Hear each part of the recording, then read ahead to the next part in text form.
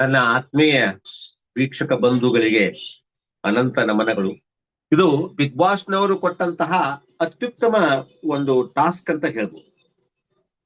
ಯಾಕಂದ್ರೆ ತಿಳಿದೋ ತಿಳಿದೇನೋ ಅಲ್ಲಿ ಇರ್ತಕ್ಕಂಥವ್ರು ತಪ್ಪುಗಳನ್ನು ಮಾಡಿರ್ತಾರೆ. ಒಂದೇ ಕಡೆಗೆ ಒಂದಷ್ಟು ಜನರನ್ನ ಕೂಡಿ ಹಾಕಿದಾಗ ಪ್ರತಿ ಕ್ಷಣ ಅವ್ರ ಜೊತೆನೆ ನಾವು ಇರೋದ್ರಿಂದ ಅಲ್ಲಿ ಏನಾಗ್ತದಂದ್ರೆ ಭಿನ್ನಾಭಿಪ್ರಾಯಗಳು ಜಾಸ್ತಿ ಆಗ್ತಾವು. ಹೀಗಾಗಿ ಒಂದು ಸಿಟ್ಟಿನ ಭರದಲ್ಲಿ ಏನೇನೋ ಮಾತಾಡಿರ್ತಾರ. ಹಾಗೆ ಕ್ಷಮೆ ಕೇಳುವ ಒಂದು ಅವಕಾಶ ಅಂದ್ರೆ ಒಂದು ಪೇಪರ್ ನಲ್ಲಿ ತಾವು ಯಾರಿಗೆ ಕ್ಷಮೆ ಕೇಳ್ಬೇಕಂತೀರಿ ಅವ್ರ ಹೆಸರನ್ನ ಬರೋದು, ಕೆಳಗೆ ಅವ್ರಿಗೆ ಏನ್ ಕ್ಷಮೆ ಕೇಳ್ಬೇಕಂತೀರಿ, ಯಾತಕ್ಕೋಸ್ಕರ ಕ್ಷಮೆ ಕೇಳ್ಬೇಕಂತೀರಿ ಅನ್ನುವಂತ ವಿವರಣೆಯನ್ನ ಬರೆದು ಅವರನ್ನ ಕರೆದು ಅವ್ರನ್ನ ಎದುರಿಗೆ ನಿಲ್ಲಿಸಿಕೊಂಡು ಅವರಿಗೆ ಅದನ್ನೆಲ್ಲ ಓದಿ ಹೇಳಿ ಅವರು ಇವರು ಸೇರ್ಕೊಂಡು ಆ ಪತ್ರವನ್ನ ಬೆಂಕಿಗೆ ಹಾಕ್ಬೇಕು, ಅಗ್ನಿಗೆ ಹಾಕ್ಬೇಕು. ಅಂದ್ರ ತಮ್ಮ ಹಳೆಯ ನೋವುಗಳನ್ನ ತಪ್ಪುಗಳನ್ನ ಸುಟ್ಟು ಹಾಕಿಬಿಡುದು, ಅಂದ್ರೆ ಹೊಸ ಮನುಷ್ಯರಾಗುವುದು. ಇದು ಮಕರ ಸಂಕ್ರಮಣದ ಒಂದು ಒಳ್ಳೆಯ ಸಂದೇಶ ಆಗಿರೋದ್ರಿಂದ ಬಹಳ ಒಳ್ಳೆ ಟಾಸ್ಕ್ ಅನ್ನ ನಿನ್ನೆ ಕೊಟ್ಟಿದ್ರು. ಎಲ್ಲರೂ ತಾವು ಬರ್ಕೊಂಡು ಬಂದಿದ್ರು. ಹೊರಗಡೆ ಕೂತಾಗ ಅಲ್ಲಿ ಅಗ್ನಿ ಉರಿತಾ ಇತ್ತು, ಒಂದಷ್ಟು ಕಟ್ಟಿಗೆಗಳನ್ನಿಟ್ಟಿದ್ರು. ಎಲ್ಲಾರ್ದು ಏನಪ್ಪಾ ಅಂದ್ರೆ ಗಿಲ್ಲಿ ಏನ್ ಹೇಳ್ತಾನ, ಗಿಲ್ಲಿ ಹೇಗೆ ಮಾತಾಡ್ತಾನ, ಗಿಲ್ಲಿಗೆ ಅನುಭವ ಅದಲ್ಲ. ಆ ಮನೆಯೊಳಗ ಎಲ್ಲರಿಗೂ ಗೊತ್ತು, ನಮಗಿಂತಲೂ ಗಿಲ್ಲಿ ಜಾಣ. ಅವನಿಗೆ ಬಿಗ್ ಬಾಸ್ ಬಗ್ಗೆ ಯಾವ ಸಂದರ್ಭದಲ್ಲಿ ಹೇಗೆ ಮಾತನಾಡಬೇಕು ಅನ್ನೋದ್ರ ಬಗ್ಗೆ ಸಂಪೂರ್ಣ ಅನುಭವ ಅದ ಅನ್ನೋ ಸಲುವಾಗಿ ಯಾರು ಮೊದಲು ಬರ್ಲಿಕ್ಕೆ ತಯಾರಾಗಲ್ಲ. ಅವನು ಗಿಲ್ಲಿ ನೀನ್ ಹೋಗು ಅಂತ ತಿಳ್ಕೊಂಡು ಫಸ್ಟ್ ಗಿಲ್ಲಿ ಕಳಿಸ್ತಾರ. ಗಿಲ್ಲಿ ಅವರು ಮೊಟ್ಟ ಮೊದಲಿಗೆ ಅಶ್ವಿನಿ ಮೇಡಮ್ ಅವರಿಗೆ ಕ್ಷಮೆಯನ್ನ ಕೇಳ್ತಾರ.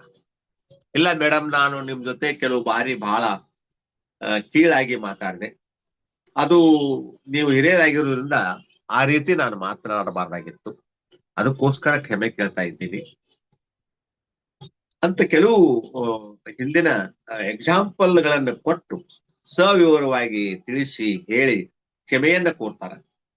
ಅವಾಗ ಅಶ್ವಿನಿ ಮೇಡಮ್ ಅವರಿಗೆ ಬಹಳ ಮನಸ್ಸು ತುಂಬಿ ಬರ್ತವೆ. ಇತ್ತಿತ್ತಲಾಗಿ ಅಶ್ವಿನಿ ಮೇಡಮ್ ಅವ್ರ ಮನಸ್ಸು ಬಹಳ ಸೂಕ್ಷ್ಮ ಆಗಿರ್ತದೆ. ಬಹಳ ದಿನ ಇದ್ದು ಬಹಳ ಸೂಕ್ಷ್ಮ ಆಗಿದೆ. ಸಣ್ಣ ಸಣ್ಣ ವಿಷಯಕ್ಕೆ ಅವರಿಗೆ ಕಣ್ಣೊಳಗೆ ನೀರು ಬರ್ಲಿಕ್ಕೆ ನಿಜವಾಗ್ಲು ಅವರು ಒಬ್ಬ ಒಳ್ಳೆಯ ವ್ಯಕ್ತಿ ಅನ್ನೋದ್ರಲ್ಲಿ ಎರಡು ಮಾತಿಲ್ಲ. ಏನೋ ಮನುಷ್ಯ ನೋಡ್ರಿ, ಅವರು ಶ್ರೀಮಂತಿಕೆಯಲ್ಲಿ ಬಂದವರು,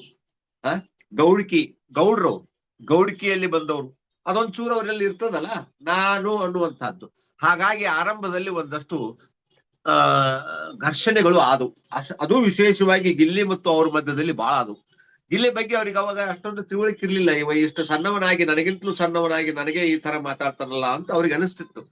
ಆದ್ರೆ ಇತ್ತೀಚೆಗೆ ಗಿಲ್ಲಿಯ ಬಗ್ಗೆ ಪ್ರತಿಯೊಬ್ಬರಿಗೂ ಗೊತ್ತಾಗ್ಯದ. ಸ್ವತಃ ಅಶ್ವಿನಿ ಮೇಡಮ್ ಅವರಿಗೂ ಗೊತ್ತಾಗ್ಯದ, ಹಿ ಈಸ್ ಗುಡ್ ಪರ್ಸನ್. ಅವನೊಬ್ಬ ಒಳ್ಳೆಯ ವ್ಯಕ್ತಿ, ಒಳ್ಳೆಯ ವ್ಯಕ್ತಿತ್ವವನ್ನು ಹೊಂದಿರತಕ್ಕಂತಹ ಮನುಷ್ಯ. ಇನ್ನೊಬ್ಬರಿಗೆ ಬುದ್ಧಾಪೂರ್ವಕವಾಗಿ ಅವ ಮನಸ್ಸಿಗೆ ನೋವನ್ನು ಮಾಡಲ್ಲ. ಅಕಸ್ಮಾತ್ ಮಾಡಿದ್ರು ಕೂಡ ಅದ್ರ ಬಗ್ಗೆ ಸ್ವಲ್ಪ ಮರುಕ, ದಯೆ, ಧರ್ಮ ಅವನಲ್ಲಿ ಇರ್ತದ ಅನ್ನುವುದನ್ನ ಅಶ್ವಿನಿ ಮೇಡಮ್ ಅವರು ತಿಳ್ಕೊಂಡು ಅವನಿಗೆ ಹೇಳಿ ಖುಷಿಯಾಗಿ ಆ ಪತ್ರವನ್ನ ಅಗ್ನಿ ಒಳಗ ಇಬ್ರು ಸೇರಿ ಹಾಕ್ತಾರ. ಆಮೇಲೆ ಕಾವ್ಯ ಅವ್ರನ್ನ ಕರೀತಾರ ಇಲ್ಲಿ ಅವರು. ನಾನು ಕಾವ್ಯ ಅವರಿಗೆ ಟಾಸ್ಕ್ ಕೊಟ್ಟಾಗ ಅಳಿಸಿದ್ದೆ. ಅದು ಟಾಸ್ಕ್ ಆಗಿದ್ರು ಕೂಡ ನಾನು ಅವರ ಮನಸ್ಸಿಗೆ ಏನ್ ಹೇಳಿದ್ರೆ ಅಳ್ತಾರ ಅನ್ನೋದನ್ನ ತಿಳ್ಕೊಂಡು ಕೆಲವೊಂದನ್ನ ಹೇಳಿದೆ. ಅವ್ರು ಕಣ್ಣೀರ್ ಹಾಕಿದ್ದಕ್ಕೆ ನನಗೆ ಬಹಳ ನೋವಾಯ್ತು. ಅದಕ್ಕೋಸ್ಕರ ನಾನು ಮತ್ತೊಮ್ಮೆ ಕ್ಷಮೆ ಕೇಳ್ತೀನಿ ಅವ್ರನ್ನ ಅಂತ ಹೇಳ್ತಾರ. ಅವಾಗ ಎಲ್ಲರೂ ನಗ್ತಾರ, ಆಕೆನೂ ಕೂಡ ನಗ್ತಾಳ, ಕಾವ್ಯ ಕೂಡ. ಆಮೇಲೆ ನಾನು ಎಷ್ಟೋ ಸಾರಿ ಏನೇನೋ ನಾನು ಮಾತಾಡಿದ್ದೀನಿ, ಕಾವ್ಯಾಗ ಇರಿಟೇಷನ್ ಮಾಡಿದ್ದೀನಿ, ಅದನ್ನೆಲ್ಲ ಸಹಿಸಿಕೊಂಡು ಬಂದಿದ್ದಾಳೆ, ಅದಕ್ಕೋಸ್ಕರ ನಾನು ಕ್ಷಮೆ ಕೇಳ್ತೀನಿ ಅಂತ ಹೇಳ್ತಾರ. ಕಾವ್ಯಾಗ ಖುಷಿ ಆಗ್ತದ. ಆಮೇಲೆ ಇಬ್ರು ಸೇರಿ ಆ ಪತ್ರವನ್ನ ಅಗ್ನಿ ಒಳಗೆ ಹಾಕುವಾಗ ಗಿಲ್ಲಿ ಸುಮ್ಮನೆ ಕೊಡಲ್ಲ. ಯಾಕಂದ್ರೆ ಒಂದಷ್ಟು ಚೇಷ್ಟೆ ಮಾಡೋ ಸ್ವಭಾವ, ಅವಕಾಶ ಸಿಕ್ಕಾಗೆಲ್ಲ ಚೇಷ್ಟೆ ಮಾಡೋದು. ಸಪ್ತಪದಿ ಅಂತ ತಿಳ್ಕೊಂಡು ಹಾಡ್ಲಿಕ್ಕೆ ಸ್ಟಾರ್ಟ್ ಮಾಡ್ತಾನ. ಕಾವ್ಯ ಅವ್ರಿಗೆ ಯಾಕೋ ಏನೋ ಗೊತ್ತಿಲ್ಲ, ಅವರೊಬ್ಬ ನಟಿಯಾಗಿ ಎಷ್ಟೋ ಸಿನಿಮಾದಾಗ ಯಾವ್ಯಾವ ಪಾತ್ರಗಳನ್ನ ಮಾಡ್ಬೇಕಾಗ್ತದ, ತಾಳಿ ಕೂಡ ಕಟ್ಟಿಸ್ಕೋಬೇಕಾಗ್ತದೆ. ಅದು ಒಂದು ಪಾತ್ರ ಅಷ್ಟೇ, ಅಭಿನಯ, ಅದು ಸತ್ಯ ಅಲ್ಲ. ಇದು ಯಾಕೆ ಅರ್ಥ ಆಗ್ತಾ ಇಲ್ಲೋ ಕಾವ್ಯಾರಿಗೆ ಗೊತ್ತಿಲ್ಲ. ನೀನ್ ಹೀಗ್ ಹಾಡ್ಬೇಡ, ಹಾಗಾಡಿದ್ರ ನಾನು ಹಾಕಲ್ಲ, ನಿನ್ ಜೊತೆ ಕೈ ಕೂರಿಸಿ ನೀವ್ ಒಬ್ಬನ ಹಾಕು ಅಂತ ಹೇಳ್ತಾರ. ನನಗೆ ಆಶ್ಚರ್ಯ ಆಗ್ತದೆ. ನಾನು ಇವ್ರ ಕಡೆಯಿಂದ ಬ್ರಾಸ್ಲೆಟ್ ಹಾಕ್ಸ್ಕೊಳಲ್ಲ, ನಾನು ಹೀಗೆ ಯಾಕೋ ಏನೋ ಗೊತ್ತಿಲ್ಲ, ಅದಕ್ಕೆ ಕಾರಣ ಅರ್ಥ ಆಗ್ತಾ ಇಲ್ಲ ನನಗ. ಅವ್ರು ಅದನ್ನ ಬಹಳ ಅವಾಯ್ಡ್ ಮಾಡ್ತಾ ಇದ್ದಾರ. ಕೊನೆಗೆ ಅಗ್ನಿ ಒಳಗ ಹಾಕ್ತಾರ. ಆಮೇಲೆ ಕಾವ್ಯ ಅವರು ಕೂಡ ಅಶ್ವಿನಿ ಮೇಡಮ್ ಅವ್ರನ್ನ ಕರೀತಾರ. ಅಶ್ವಿನಿ ಮೇಡಮ್ ಅವರು ಮತ್ತು ಅವರ ಮಧ್ಯದಲ್ಲಿ ಒಂದಷ್ಟು ಘರ್ಷಣೆಗಳಾಗಿರ್ತಾವು, ಒಂದಷ್ಟು ಏಕವಚನದಲ್ಲಿ ಮಾತಾಡಿರ್ತಾರ ಅಥವಾ ಏನೋ ಆಗಿರ್ತದ. ಆ ಘಟನೆಯನ್ನ ನೋಡಿ ಕಾವ್ಯ ಅವರು ಅಶ್ವಿನಿ ಮೇಡಮ್ ಅವ್ರಿಗೆ ಕ್ಷಮೆ ಕೇಳ್ತಾರ. ಅಶ್ವಿನಿ ಮೇಡಮ್ ಅವರು ಬಹಳ ಖುಷಿಯಾಗಿ ಅದನ್ನು ಒಪ್ಪಿಕೊಂಡು ಇಬ್ರು ಸೇರಿ ಅಗ್ನಿಯಲ್ಲಿ ಆ ಪತ್ರವನ್ನು ಹಾಕ್ತಾರ. ಅದೇ ರೀತಿಯಾಗಿ ಕಾವ್ಯ ಅವರು ಗಿಲ್ಲಿ ಅವ್ರನ್ನ ಕರೀತಾರೆ. ಹೇ ಗಿಲ್ಲಿ, ನೀನು ಎಂದೂ ನಿನಗ ಮನಸ್ಸು ನೋಯಿಸೀನಿ ಅನ್ನುವಂತಹ ಮಾತನ್ನ ಹೇಳಿಲ್ಲ. ಅದು ನಿನ್ನ ಒಳ್ಳೆಯ ಗುಣ.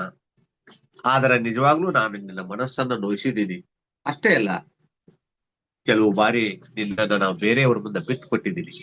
ಆ ತಪ್ಪಿಗೋಸ್ಕರ ನಾನು ಕ್ಷಮೆ ಕೇಳ್ತೇನೆ ಅಂತ ಹೇಳ್ತಾರ. ಗಿಲ್ಲಿ ಅವರಿಗೂ ಕೂಡ ಖುಷಿ ಆಗುತ್ತೆ. ಆಮೇಲೆ ಅವರಿಬ್ರು ಆ ಪತ್ರವನ್ನ ಅಗ್ನಿಗೆ ಹಾಕ್ತಾರ. ಅದೇ ರೀತಿಯಾಗಿ ಬೇರೆ ಬೇರೆ ಎಲ್ಲ ಇಂಥ ಸಂದರ್ಭಗಳು. ಅದೇ ರೀತಿ ಧನು ಅವರು ಕೂಡ ಗಿಲ್ಲಿ ಅವ್ರಿಗೆ ಕ್ಷಮೆ ಕೇಳ್ತಾರ ಮತ್ತು ಅಶ್ವಿನಿ ಅವ್ರಿಗೆ ಕ್ಷಮೆ ಕೇಳ್ತಾರ. ರಘು ಅವರಿಗೂ ಕೂಡ ಕ್ಷಮೆ ಕೇಳ್ತಾರೆ ಗಿಲ್ಲಿ ಅವರು. ಇಲ್ಲ ಅಣ್ಣ, ನಾನು ನಿನಗ ಬಹಳಷ್ಟು ನೋವು ಮಾಡಿದೆ. ನೀನು ಎಲ್ಲ ಎಷ್ಟು ದೊಡ್ಡ ದೊಡ್ಡ ಪ್ರಶಸ್ತಿಗಳನ್ನು ಗೆದ್ದುಕೊಂಡು ಬಂದಂತಹ ವ್ಯಕ್ತಿಗೆ ನಾನು ಅಡಿಗೆ ಮನೆ ಒಳಗೆ ಬೆಳ್ಳುಳ್ಳಿ ಬಿಡಿಸ್ತಾನ ಹಾಗೆ ಹೀಗೆ ಅಂತ ಹೇಳಿದೆ. ಅದೆಲ್ಲ ಹೇಳ್ಬಾರ್ದಾಗಿತ್ತು, ನಾನು ಹಾಸ್ಯಮಯವಾಗಿ ಹೇಳ್ಬೇಕು ಅನ್ನೋ ಸಲುವಾಗಿ ಹೇಳಿದೆ. ಅದೆಲ್ಲದಕ್ಕೋಸ್ಕರ ನಾನು ಕ್ಷಮೆ ಕೇಳ್ತೀನಿ ಅಂತ ಹೇಳ್ತಾರೆ. ಆದ್ರೆ ಅವರು ಹೇಳ್ತಾರೆ, ಇಲ್ಲ, ಗಿಲ್ಲಿನ ನಾನು ಆರಂಭದಲ್ಲಿ ಏನೇನೋ ತಿಳ್ಕೊಂಡಿದ್ದೆ, ಆದ್ರೆ ಗಿಲ್ಲಿ ಇಷ್ಟೊಂದು ಹೃದಯವಂತದಂತ ನನಗೆ ಗೊತ್ತಿರ್ಲಿಲ್ಲ ಅನ್ನುವಂತ ಮಾತನ್ನು ಹೇಳ್ತಾರೆ. ಅವರು ಕೂಡ ಇಬ್ರು ಅಗ್ನಿಯಲ್ಲಿ ಹಾಕ್ತಾರ. ಆಮೇಲೆ ಧನು ಅವರು ಕೂಡ ಗಿಲ್ಲಿ ಅವರಿಗೆ ಕ್ಷಮೆ ಕೇಳ್ತಾರೆ. ಯಾಕಂದ್ರೆ ಒಂದ್ಸಾರಿ ಅವರಿಗೆ ಸ್ವಲ್ಪ ಏಕವಚನದಲ್ಲಿ ಸ್ವಲ್ಪ ಕೆಟ್ಟದಾಗಿ ಬೈದಿರ್ತಾರ. ಅದನ್ನ ನೆನೆಸಿಕೊಂಡು ಹೇಳ್ತಾರ. ಆದ್ರೆ ಅವರು ಇನ್ನೊಂದೆರಡು ತಪ್ಪುಗಳನ್ನು ಮಾಡಿದಾರ, ಅದನ್ನು ಹೇಳಲ್ಲ ಅವರು. ಅದನ್ನು ಹೇಳ್ಬೇಕಾಗಿತ್ತು ಅವ್ರು ನಿಜವಾಗ್ಲು. ಯಾಕಂದ್ರೆ 5 ಜನ ಗೆಸ್ಟ್ಗಳು ಮನೆಗೆ ಬಂದಾಗ ಗಿಲ್ಲಿ ಅವರಿಗೆ ಅವರು ಹೆಣ್ಣು ವೇಷವನ್ನು ಹಾಕಿ ಸೀರೆ ಉಡಿಸಿರ್ತಾರ. ಆ ಸಂದರ್ಭದಲ್ಲಿ ದೂರದಲ್ಲಿ ಕೂತ್ಕೊಂಡು ಅವ್ರನ್ನ ನೋಡಿ, ಒಂದು ಹೊಟ್ಟೆ ಹಂಗೈತೆ ನೋಡು ಅಂತ, ಅದನ್ನ ನೋಡಿದ್ರೆ 3 ದಿವಸ ಊಟ ಹೋಗಲ್ಲ ಅಂತ ಅವರಿಗೆ ಹೀಯಾಳಿಸಿ ಮಾತಾಡ್ತಾರ. ಇದೇ ರೀತಿಯಾಗಿ ಹೀಯಾಳಿಸಿ 2-3 ಸಾರಿ ಮಾತಾಡಿದ್ದಾರ. ಅದು ಅವ್ರ ಸ್ವಭಾವ. ಯಾವಾಗ್ಲೂ ಗಿಲ್ಲಿ ಬಗ್ಗೆ ಅವರಿಗೆ ಹೊಟ್ಟಿ ಒಳಗ ಮತ್ಸರ ತುಂಬಿಕೊಂಡಿರ್ತದೆ. ಅದಕ್ಕ ನಾನು ಅವ್ರಿಗೆ ಅಸಿಡಿಟಿ ಬಾಯ್ ಅಂತ ಹೇಳ್ತೀನಿ. ಯಾವಾಗ್ಲೂ ಅಸಿಡಿಕ್ ಆದವ್ರಿಗತ್ತಾನೆ ಮುಖ ಮಾಡ್ಕೊಂಡು ಇರ್ತಾರ ಅವ್ರು. ಅವ್ರನ್ನ ಹೇಗ ಹೀರೋ ಅಂತ ತಗೋತಾರೋ ನನಗೆ ಅರ್ಥ ಆಗ್ತಾ ಇಲ್ಲ. ಇರ್ಲಿ, ಪರವಾಗಿಲ್ಲ, ಅವ್ರಿಗೂ ಅಭಿಮಾನಿಗಳದಾರ. ಅವ್ರ ಅಭಿಮಾನಿಗಳಿಗೆ ನಾನು ನೋವು ಮಾಡ್ಲಿಕ್ಕೆ ನಾನು ಇಷ್ಟ ಇಲ್ಲ. ಬಟ್ ನಾನು ಇದ್ದದ್ದನ್ನು ಹೇಳ್ಬೇಕಾಗಿದ್ದು ನನ್ನ ಕರ್ತವ್ಯ. ದಯವಿಟ್ಟು ತಪ್ಪು ತಿಳ್ಕೋಬೇಡಿ. ಅದೇ ರೀತಿಯಾಗಿ ರಕ್ಷಿತ ಕೂಡ ಅಶ್ವಿನಿ ಮೇಡಮ್ ಅವ್ರಿಗೆ ಕ್ಷಮೆ ಕೇಳ್ತಾಳೆ. ಆಮೇಲೆ ಕಾವ್ಯ ಅವ್ರಿಗೆ ಕ್ಷಮೆ ಕೇಳ್ತಾಳೆ. ಅದು ಬಹಳ ಸುಂದರವಾದಂತಹ ಸನ್ನಿವೇಶ.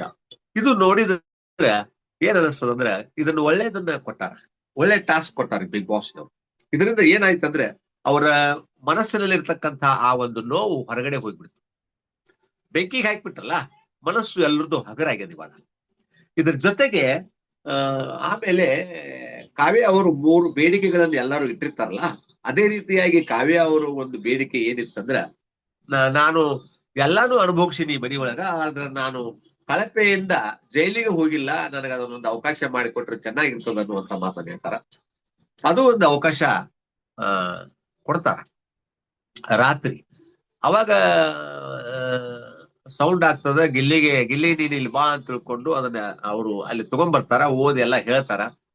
ಅಂದ್ರೆ ಏನು, ಎಲ್ರೂ ನೀವು ಹೇಗ ಕಳಪೆಯನ್ನು ಕೊಡ್ತಿರ್ಲ, ಕಳಪೆಗೆ ಕಾರಣಗಳನ್ನ ಕೊಡ್ತಿರ್ಲ, ಅದಕ್ಕೆ ಸಿಲ್ಲಿ ಕಾರಣಗಳನ್ನ, ಸುಮ್ಮನೆ ಚೇಷ್ಟೆ ಕಾರಣಗಳನ್ನ, ಹುಡುಗಾಟಿಕೆಯ ಕಾರಣಗಳನ್ನ ಕೊಟ್ಟು ಕಾವ್ಯ ಅವ್ರನ್ನ ಜೈಲಿಗೆ ಕಳಿಸ್ಬೇಕು ಅಂತ ಹೇಳ್ತಾರ.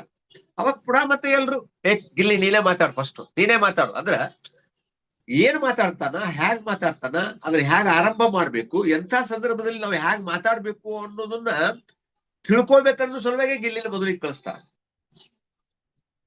ಗಿಲ್ಲಿ ಅಷ್ಟೊಂದು ಪವರ್ಫುಲ್ ಆಗಿಬಿಟ್ಟಾನ ಇವಾಗ. ಮನೆಯೊಳಗೂ ಕೂಡ ಪ್ರತಿಯೊಬ್ಬರಿಗೂ ಗೊತ್ತಾಗ್ಯದ ಇವನು ಹಗರಿಲ್ಲ ಅಂತ. ಹೆಚ್ಚು ಕಮ್ಮಿ ಕೆಲವರಿಗೆ ಗೊತ್ತಾಗ್ಯದ ಇವನೇ ಗೆಲ್ತಾನ ಅಂತ. ಅದಕ್ಕೆ ಗಿಲ್ಲಿ ಅವರು ಬಂದು ಕಾವ್ಯ ಅವರು ಬಹಳ ಕಣ್ಣು ಬಿಟ್ಟು ಗುರಾಯಿಸಿ ನನ್ನನ್ನು ಎಷ್ಟೋ ಸಾರಿ ನೋಡ್ತಾರ. ಆಮೇಲೆ ಕೆಲವು ಸಾರಿ ಏನೇನೋ ವಿಚಿತ್ರವಾಗಿ ನಗತಾರ. ಆ ನಗು ನನಗೆ ಇಷ್ಟ ಆಗಲ್ಲ. ಆಮೇಲೆ ಅವ್ರು ಗುರಾಯಿಸಿ ನೋಡುವುದು ನನಗೆ ಇಷ್ಟ ಆಗಲ್ಲ. ಆಮೇಲೆ ಹೀಗೆ 1-2-3 ಘಟನೆಗಳನ್ನ ಚೇಷ್ಟೆ, ಅದನ್ನೊಂದು ಒಂದ್ ರೀತಿ ಹಾಸ್ಯಮಯವಾಗಿ ಹೇಳಿ ತಮ್ಮ ಕಾರಣಗಳನ್ನು ಕೊಡ್ತಾರ. ಅದು ಅರ್ಥ ಮಾಡ್ಕೊಂಡು ಉಳಿದವರೆಲ್ಲ ತಾವು ಕೊಡ್ತಾರ. ಅಶ್ವಿನಿ ಮೇಡಮ್ ಅವರು ಬಹಳ ಚೆನ್ನಾದ ಒಂದು ಒಳ್ಳೆಯ ಕಾರಣವನ್ನು ಕೊಡ್ತಾರ. ಇಲ್ಲ ಕಾವ್ಯ ಅವರು ನಮ್ಮೆಲ್ಲರಿಗಿಂತಲೂ ಚೆನ್ನಾಗಿ ಮೇಕಪ್ ಮಾಡ್ಕೊಂಡು ಸುಂದರವಾಗಿ ಮನೆಯೊಳಗೆ ಓಡಾಡ್ತಾ ಇರ್ತಾರ. ಅದನ್ನ ನೋಡಿದ್ರೆ ನನಗೆ ಬಹಳ ನೋವಾಗ್ತದ ಅಥವಾ ಬೇಜಾರಾಗ್ತದ, ಹಸುವೆ ಆಗ್ತದ ಅನ್ನುವಂತ ಮಾತನ್ನ ಹೇಳ್ತಾರ. ಅದೇ ರೀತಿಯಾಗಿ ಎಲ್ರೂ ಕಾರಣಗಳನ್ನ ಹೆಚ್ಚು ಕಮ್ಮಿ ನಮ್ಗೆ ಇಲ್ಲಿಯವ್ರು ಕೊಟ್ಟ ಕಾರಣಗಳನ್ನೇ ಕೊಡ್ತಾರ. ಅವ್ರನ್ನ ಯಥಾ ಪ್ರಕಾರ ಎಲ್ಲಾರನ್ನು ಹೆಂಗ್ ಜೈಲಿಗೆ ಕಳ್ಸಿದ್ರಲ್ಲ ಅದೇ ಪ್ರಕಾರ ಜೈಲಿಗೆ ಕಳಿಸ್ತಾರ. ಮತ್ತ ಅವರು ಅಲ್ಲಿ ಯಥಾ ಪ್ರಕಾರ ಅವರು ಗಂಜಿಯನ್ನ ಕುಡಿಬೇಕಾಗ್ತದ. ಆಮೇಲೆ ಅಲ್ಲಿ ಗಡಿಗೆಯಲ್ಲಿ ಇಟ್ಟಂತ ನೀರನ್ನೇ ಕುಡಿಬೇಕಾಗ್ತದ. ಒಂದು ದಿವಸ ರಾತ್ರಿ ಅಲ್ಲೇ ಮಲಗಬೇಕಾಗ್ತದ. ಮತ್ತೆ ಗಿಲ್ಲಿ ಅವರು 2 ಸಾರಿ ಜೈಲಿಗೆ ಹೋದಾಗೂ ಕೂಡ ಕಾವ್ಯ ಅವರು ಜೈಲ್ ಹೊರಗಡೆ ಮಲ್ಕೊಂಡಿದ್ರು. ಬಹುತೇಕ ಗಿಲ್ಲಿ ಅವರು ಕೂಡ ಹೊರಗಡೆ ಮಲ್ಕೊಂಡಿರ್ತಾರ ಅಂತ ಅನಿಸ್ತದ. ಅಲ್ಲಿದ್ದಂತ ಮನೆಯೊಳಗಿದ್ದವ್ರು ಎಲ್ಲರೂ ಇಲ್ಲ ಗಿಲ್ಲಿ ಮತ್ತು ಕಾವ್ಯ ಇಬ್ಬರನ್ನು ಜೈಲಿಗೆ ಕಳಿಸ್ಬೇಕು ಅಂತ ಹುಡುಗಾಟಿಗೆ ಮಾಡ್ತಾರ. ಅಂತೂ ಇದು ಬಹಳ ಒಳ್ಳೆಯ ವಿಚಾರ ಆಗಿತ್ತು. ಸಾಯಂಕಾಲ ನಾನು ಇನ್ನೊಂದು ವಿಡಿಯೋವನ್ನು ಮಾಡಿ ಅಪ್ಲೋಡ್ ಮಾಡ್ತೀನಿ. ದಯವಿಟ್ಟು ನಮಗ ಸಬ್ಸ್ಕ್ರೈಬ್ ಆಗ್ರಿ, ಲೈಕ್ ಮಾಡ್ರಿ, ಶೇರ್ ಮಾಡ್ರಿ, ಸಪೋರ್ಟ್ ಮಾಡ್ರಿ, ಕಮೆಂಟ್ ಬಾಕ್ಸ್ ನಾಗ ತಮ್ಮ ಅಭಿಪ್ರಾಯ ಹಾಕ್ರಿ ಅಂತ ಹೇಳ್ತಾ ನನ್ನ ಈ ವಿಡಿಯೋವನ್ನು ಮುಗಿಸ್ತಾ ಇದ್ದೀನಿ sir. Thank you sir, thank you very much.